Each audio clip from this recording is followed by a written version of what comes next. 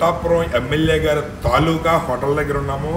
అందరూ కూడా పిఠాపురం ఎమ్మెల్యే గారి తాలూకా అనేది ఇప్పుడు ప్రతి ఒక్కరి నోట వచ్చే పదం పవన్ కళ్యాణ్ గారికి కూడా దీని గురించి ఒక వారాహి సభలో ఆసక్తికరంగా మాట్లాడి చాలా అంటే నవ్వుతా మాట్లాడారు. అది అందరికీ తెలిసిందే. బైకుల మీద కార్ల మీద కూడా పిఠాపురం ఎమ్మెల్యే గారి తాలూకా అని చెప్పి స్టిక్కర్లు వేసుకోవడం అందరికీ తెలిసిందే. అయితే ఇప్పుడు పిఠాపురంలో ట్రెండ్ పిఠాపురం ఎమ్మెల్యే గారి తాలూకా హోటల్ నడుస్తుంది. ఇది ఒక 10 రోజుల క్రితం ప్రారంభించడం జరిగింది. అయితే ఈ హోటల్ యజమాని అయినటువంటి బొత్స రాంప్రసాద్ గారి దగ్గర ఉన్నాం మనం. ఈ హోటల్ ప్రారంభించడానికి కారణం ఏంటి, అసలు ఆ పేరు పెట్టాలనే ఆలోచన ఆయనకి ఎందుకు వచ్చింది అనేది మనం బొత్స రాంప్రసాద్ గారిని అడిగి తెలుసుకుంటాం.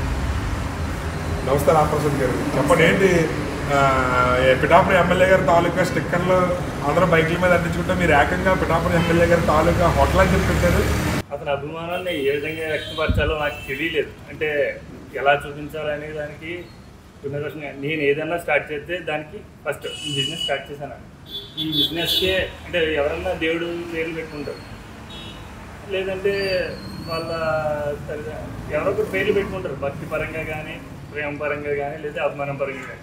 సో నేను ఒక అభిమానిగా అతని పేరు పెట్టుకోవాలని అనిపించింది. ఆ ఎమ్మెల్యే గారి తాలూకా అని చెప్పేసి అతని మీద ఉన్న అభిమానం నేను చూపించుకోవడం కోసం నేను పెట్టుకున్నానండి. సో అభిమానం చూపించుకోవడం ఒక ఎత్తు అయితే, పిఠాపురంలో ఎక్కడ లేని ప్రైస్ ఓన్లీ 99. ఏదైనా సరే అది బిర్యానీ కావచ్చు, ఫ్రైడ్ రైస్ కావచ్చు, లేదంటే స్టార్టర్స్ కావచ్చు. ఇక్కడ 300, 400, 500 ఉండి ఐటమ్స్ కూడా ఓన్లీ 99 పెట్టడం జరిగిందండి. అది కేవలం మా ఎమ్మెల్యే గారి కోసం, అతని మీద ఉన్న అభిమానం కోసం పెట్టానండి. అది ఇది ఏదో ప్రాఫిట్ కోసం లేదంటే అతని పేరు వాడుకుని నేను ఏదో సంపాదించుకోవడం అనేది కాదండి. నేను అతను పెట్టుకున్న పేరు కోసం అదే క్వాలిటీని మెయింటైన్ చేస్తూ అదే ప్రైస్కి నేను ఎప్పటికీ ఇవ్వాలని అనుకుంటున్నాను. అంటే ఇప్పుడు ఫర్ ఎగ్జాంపుల్ నా వరకు నేను సర్వీస్ చేద్దామని అనుకుంటున్నాను. దీంట్లో సర్వీస్ చేస్తూ ఆ ప్రైస్కి నేను అందరికీ అందజేయాలి. సామాన్యులు కూడా తినాలి. ప్రతి ఒక్కరు కూడా ఒక క్వాలిటీ ఫుడ్ ప్రతిదీ కూడా బిర్యానీ తీసుకోవాలంటే 200 అవుతుంది, 300 అవుతుంది, 400 అవుతుంది, 500 అవుతుంది. కానీ కేవలం 99కి ఎందుకు పెట్టానంటే, చూసి బిర్యానీ అనగానే వెళ్ళిపోయే వాళ్ళు చాలామంది ఉంటారండి. ఎక్కువ కాస్ట్ ఉంటుంది. ఒక టిఫిన్ ఇప్పుడు కామన్గా ఒక టిఫిన్ చేస్తే ఒక 60 రూపాయలు 50 రూపాయలు అవుతుంది. అదే భోజనం చేస్తే 80 రూపాయలు 100 రూపాయలు 120 రూపాయలు అలా అయిపోతుంది. అదే భోజనం కంటే తక్కువ ఖరీదుకి ఇవ్వాలనే కాన్సెప్ట్తో నేను పెట్టానండి. అంటే ఇప్పుడు ఈ 99 రూపాయల బిర్యానీ అనేది జన సైనికులు కానీ జనసేన నాయకులు కానీ పిఠాపురం నియోజకవర్గ ప్రజలు కానీ మీతో అంటే షేర్ చేసుకున్నప్పుడు ఏ విధంగా మాట్లాడారంటే ఆయన మీద అభిమానాన్ని మీరు ఈ రూపంలో చూపించుకుంటున్నారు కదా, వాళ్ళ ఆనందాన్ని ఆయన మీతో పంచుకోవడం జరిగిందా? వాళ్ళ ఆనందంగా మన లోకల్గా ఉన్న వాళ్ళు కాకుండానండి, భీమవరం నుంచి కానీ ఇంకా నిడదవోలు నుంచి కానీ ఎక్కడెక్కడో అదే అమలాపురం నుంచి కానీ చాలామంది వచ్చారు. ఇది సోషల్ మీడియాలో ట్రెండ్ అయిందండి, అది నాకు తెలియదు. బట్ కానీ చాలామంది రీచ్ చేయడం చూడడం అందరూ ఇక్కడికి వచ్చి టేస్ట్ చేశారు. ప్లస్ ఇదే అనుకున్నారు, ఇంకా 99 రూపీస్కి ఇస్తున్నారంటే ఏదో చెత్తగా ఏదో అంటే అలా అని కాదు, అంటే కొంచెం క్వాలిటీలెస్ ఫుడ్ ఉంటుంది 99 కంటే. సాధారణంగా ఎంతోమంది పెద్ద పెద్ద పార్లర్స్ కూడా వచ్చి టేస్ట్ చేయడం చూసారు. వాళ్ళందరూ సాటిస్ఫై అయ్యారు, అందరికీ నచ్చింది. నేను కూడా చాలా హ్యాపీ. నేను వాళ్ళు తినడం ఒక ఎత్తు అయితే వాళ్ళు చెప్పే మాటలు ఒక ఎత్తాను.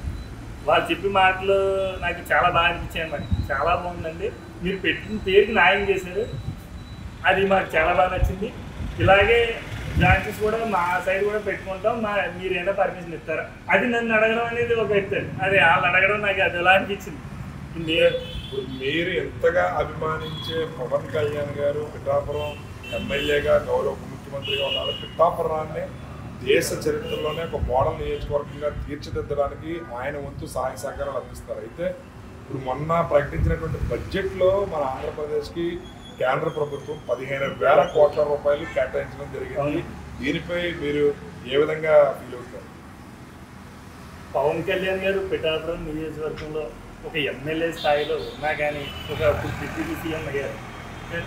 ఓన్లీ అతను ఎంచుకున్న పంచాయతీరాజ్ శాఖ ఉంది కదండి, దానికి 100% కదండి 200% న్యాయం చేయడం కోసం ఫస్ట్ మంత్లోనే ఈ బడ్జెట్ని తీసుకురావడం జరిగింది. ఈ బడ్జెట్ 15,000 కోట్లు అంటే సాధారణ విషయం కాదండి. 12,000 కోట్లు పోలవరానికి, 15,000 కోట్లు దీనికి. ఈ బడ్జెట్ ఇక్కడ తీసుకురావడం కాలం ఏకైక వ్యక్తి పవన్ కళ్యాణ్ గారి వల్ల వచ్చిందండి. ఆ పవన్ కళ్యాణ్ గారు లేకపోతే మన స్టేట్ నుంచి ఒక సెంట్రల్ నుంచి తెచ్చుకునే అవకాశం ఎవరి దగ్గర నుంచి ఉందండి? ఇప్పుడు మన పవన్ కళ్యాణ్ గారు ఉన్నారు కాబట్టి ఆ రోజు మాట ఇచ్చింది కాబట్టి ఆ మాటను నిలబెట్టుకున్నారు.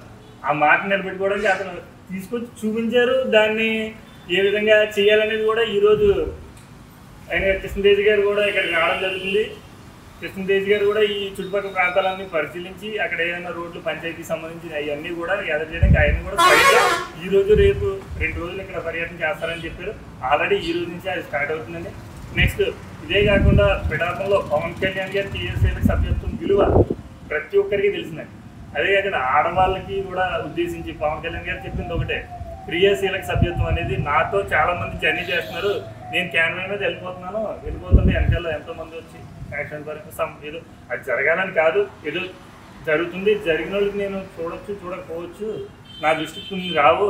ఈ క్రియాశీలక సభ్యత్వం అనేది మీకంటూ ఉంటే కంపల్సరీ మీకు భరోసాగా ఉంటుంది అనే ఉద్దేశంతో ఈ క్రియాశీలక సభ్యత్వం అనేది పెట్టడం జరిగింది. ఇదే కాకుండా 2019లో ఫస్ట్ టైం 5 సంవత్సరాలు పార్టీ స్థాపించి 5 సంవత్సరాలు అయిన తర్వాత ఫస్ట్ మేనిఫెస్టో రిలీజ్ చేయారండి. అది కూడా రాజమండ్రిలో మార్చి 14వ తారీఖున రాజమండ్రిలో గవర్నమెంట్ కాలేజ్లో కండక్ట్ చేశారు.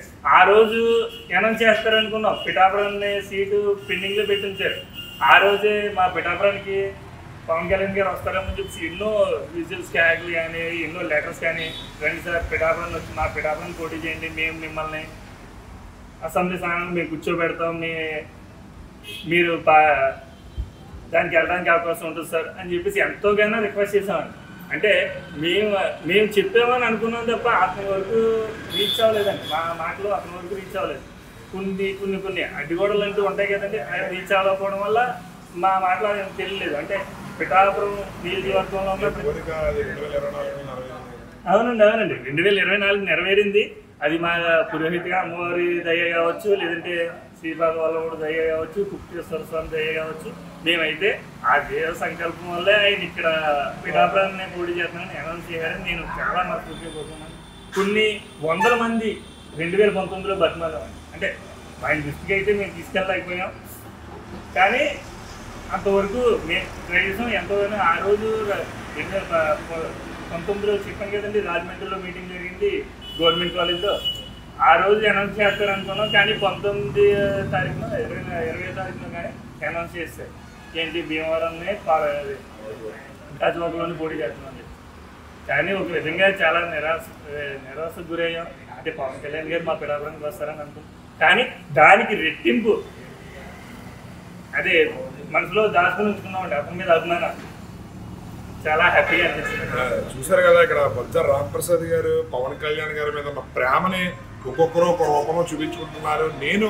నాకు ఆయన మీద ఉన్న ప్రేమని అభిమానాన్ని నేను ఇలా నా హోటల్ పేరు పిఠాపురం ఎమ్మెల్యే గారు తాలూకా అని పెట్టుకున్నాను. ఇది కేవలం నేను ఏదో ప్రాఫిట్ల కోసమో లేదా వేరే కారణాల కోసం పెట్టట్లేదు. క్వాలిటీ ఫుడ్ కేవలం 99 రూపాయలకే పిఠాపురం నియోజకవర్గంలో నేను అందిస్తున్నాను. బిర్యానీ తెలాలనే కోరిక ఉన్నవాళ్ళు లేదా వేరే ఆశ ఇదిగా ఉన్న వాళ్ళు అందరూ కూడా మా 99 రూపాయలకే ఈ పిఠాపురం ఎమ్మెల్యే గారు తాలూకా బిర్యానీ పాయింట్ దగ్గరికి వచ్చి 99 రూపాయలకి తినొచ్చు అని చెప్పి తెలియజేస్తున్నారు. అదేవిధంగా పవన్ కళ్యాణ్ గారు 15,000 కోట్ల రూపాయలు మన కేంద్ర బడ్జెట్లో కేటాయించడం పట్ల కూడా చాలా సంతోషాన్ని వ్యక్తం చేస్తున్నారు. అదేవిధంగా క్రియాశీలక సభ్యత్వాల విషయంలో కూడా పిఠాపురం నియోజకవర్గం టాప్లో ఉంటుంది. అదేవిధంగా పిఠాపురం నియోజకవర్గాన్ని దేశంలో గర్వించదగ్గ నియోజకవర్గంగా మా నాయకులు తీర్చిదిద్దారని చెప్పి తమ సంతోషాన్ని అయితే తెలియజేస్తున్నారు మన బొజ్జ రాంప్రసాద్ గారు. కెమెరామెన్ అశోక్తో శ్రీనివాస్, సుమన్ టీవీ.